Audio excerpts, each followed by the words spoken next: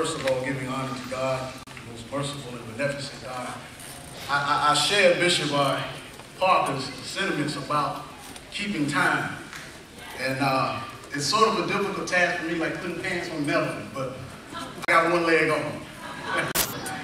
What is a man? What is the definition of a man?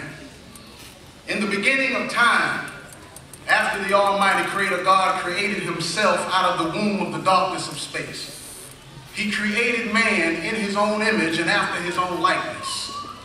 So from the very beginning, man was like God, and in his very nature is the essence of God himself.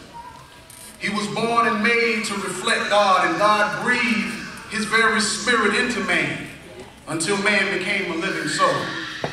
So on this day that we honor our men, let us not be ignorant of the fact that there is no such thing as a man without God. We are here to celebrate men, real men, those men fashioned by God through time, circumstance, troubles, and trials to do great works. We celebrate those men who have committed their lives to the freedom, justice, equality, redemption, and salvation of some lost soul, be it son, daughter, neighbor, stranger, or student. When God needed a messenger, he sent a man.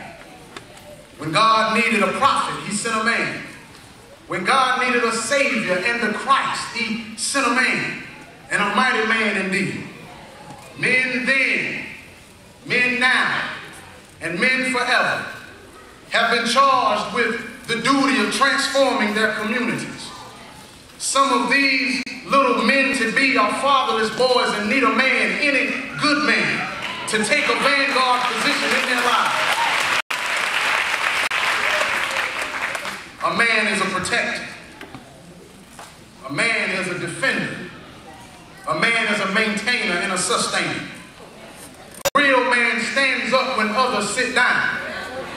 A real man will be a principled sacrifice rather than one who sacrifices his principles. A real man would rather live a brief life of brotherhood than a long life of luxury. A real man has power.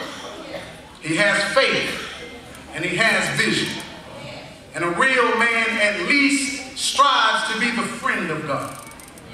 A real man recognizes his own imperfections, and he never demands more of others than he does of himself.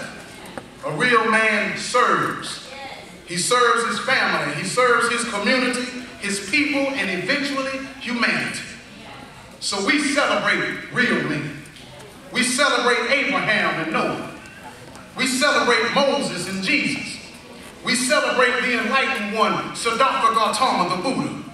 We celebrate Prophet Muhammad ibn Abdullah of Arabia. We celebrate the warrior skill of Hannibal and Sunny Ali. We celebrate Joseph Cinque and Toussaint Louverture. We celebrate Father Miguel Hidalgo, Simon Bolivar, and Che Guevara. We celebrate Frederick Douglass and David Walker. We celebrate Denmark Vesey and Gabriel Prosser. We celebrate the intellectual stamina of Booker T. Washington and W.E.B. Du Bois. We celebrate the unyielding commitment to our people by Dr. Martin Luther King Jr., Malcolm X, and Elijah Muhammad.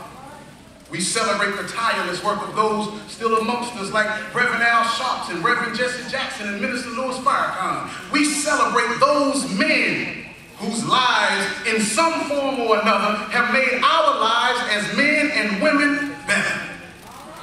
But how can we extol the virtues of those long gone and not amongst us directly without giving just credit and honor to those right in our own circumference doing great works among God's people and his children?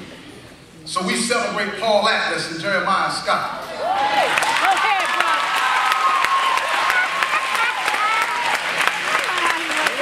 We celebrate Larry Havens and Fred Evans. We celebrate Anthony McQueen and Jimmy Harden. We celebrate Rafael Mendoza and Miguel Quintero. We celebrate Chad Hazelwood, Milton Herring, and Alan Whitehead. We celebrate all of the men here at Sallie B Howard School who walk in the footsteps of those who came before us, because we know that you, little men and women, are coming after us. And we have already been given the charge and the command to be fruitful and multiply in his image and in his likeness. Thank you.